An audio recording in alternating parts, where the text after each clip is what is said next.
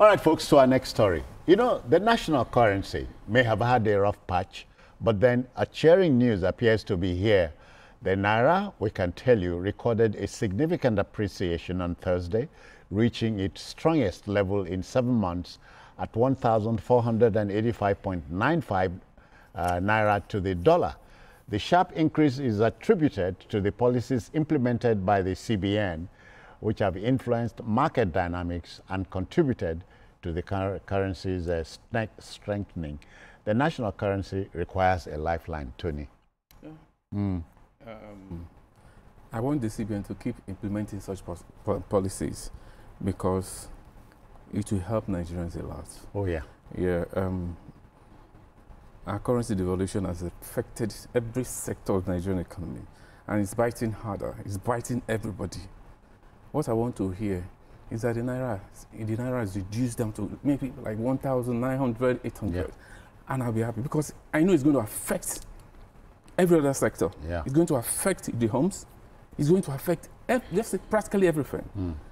It's cheering news, and I hope it continues on that trajectory. Yes. That it doesn't, they should just keep working on it. Yeah. Nigerians, this is 2025. We expect positive news. You know and what? Things needs to get Tony, better. when you recall that this same Naira was a currency of exchange, you took the Naira out in those years to London, for instance, and you used it. Very strong currency. It's not the same anymore. Where we dropped the ball, I don't know. I don't know. I know we can actually. We definitely can if we have the will, to get this thing started. Yeah. Nigerians can actually do better than this. Something happened if you're going somewhere and you miss your way, what do? You go back and retrace your step. I'm sure from there we know the solutions to these things, and I know that definitely. Yeah. 2025 will do Nigeria good. BKO can remember with candor that this same Naira exchanged for 68 kobo to the dollar, this same dollar, and 2 Naira to the pound. You tell students of history now, at a time we were up there, we dropped the ball somewhere, but we can go back and pick it up, don't you think? So when you look back, you see, you can pinpoint where the problem or when the problem began. Nigeria was a net exporter of a lot of cash crops. That's it. Today, we are not doing very well even in terms of agric production, and we have the capacity to do much better because we have everything. Alluvial soil across the country, but production is not at the level that it should be. And a lot of the big companies that we had in our country are now today their warehouses are now churches turned to churches. Unless we improve production across the board, our currency will not be at the level we want it to be. That's it, yeah. Although I still don't believe, and I've said it repeatedly, I still don't believe that this is the right value of our currency. I believe that our currency should actually firm up at around 1,000 Naira. You can say to the dollar. It is undervalued as it is. Yes. I don't believe that our currency is this weak. It's a tragedy for us that the countries around us, their currencies are stronger. Oh, yeah. And because of that, you can see people are shipping agri-produce across the border because they will make a lot of money. They will make more money. So, and we want to defeat food insecurity. It's going to be tough because rather than sell here, people are taking farm produce that originate from Nigeria across the border illegally, because they will earn more foreign exchange and all that. And then I also think that given the fact that oil output is increasing, there was a particular person that we had an argument with on oil output, and he was saying that no, the government is not transparent. I said, look, OPEC You cannot lie to OPEC about your oil output. Yeah, because it OPEC knows. gets to decide. You are part of the cartel. If you are not meeting your OPEC quota, everybody will know. When Libya overtook Nigeria in oil production, the whole world knew.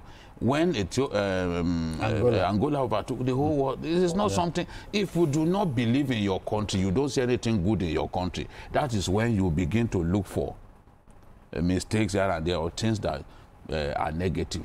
Even Bloomberg has reported that at the rate we are going to meet our OPEC quota. And when was the last time we met our OPEC quota? It was a long time ago. So if oil output increases, we'll earn more dollars, we'll earn more foreign exchange. And when foreign exchange comes in... And when foreign exchange comes the demand will be impacted. Don't also forget that we have reduced to the barest minimum our importation of petrol. Yeah. We don't refined crude petroleum products. PMS, yeah. We have reduced because we now have refineries in our country that are active. Dangote is doing his bit. Port Harcourt refinery is working. Warri too. You know, Warri refinery too has begun.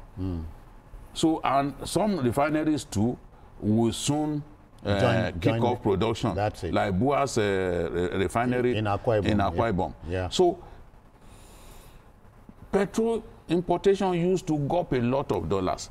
If we are able to ensure that what we used to spend importing petrol, we can conserve here, liquidity will improve. And once liquidity improves, the rate against the dollar will also improve. I see, just like economists have predicted, I see 2025 being a year when we begin to stabilize. That's it. The currency needs to stabilize to encourage foreign investors. That's it. And there has to be transparency in the way the market, the foreign exchange market is run. Because that is what will instill confidence in these people. And ultimately, the country will benefit from it. I'm happy that this is the best we attained since June 2024. And if we can keep it at this level, at least for some time, and then improve upon the thing, then to all right, good for gentlemen, everyone. we'll come back to discuss this issue. But for now, let's take a breather. We're going on a commercial break. We should be back. This is Journalist Hangout on a Friday. Stay. Thank you.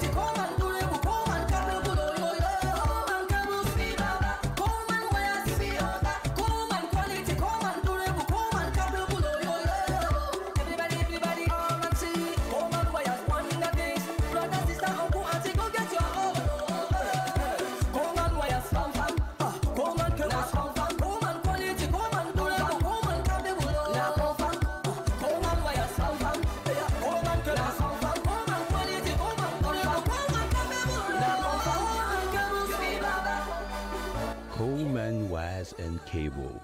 Great quality. Now with the new look.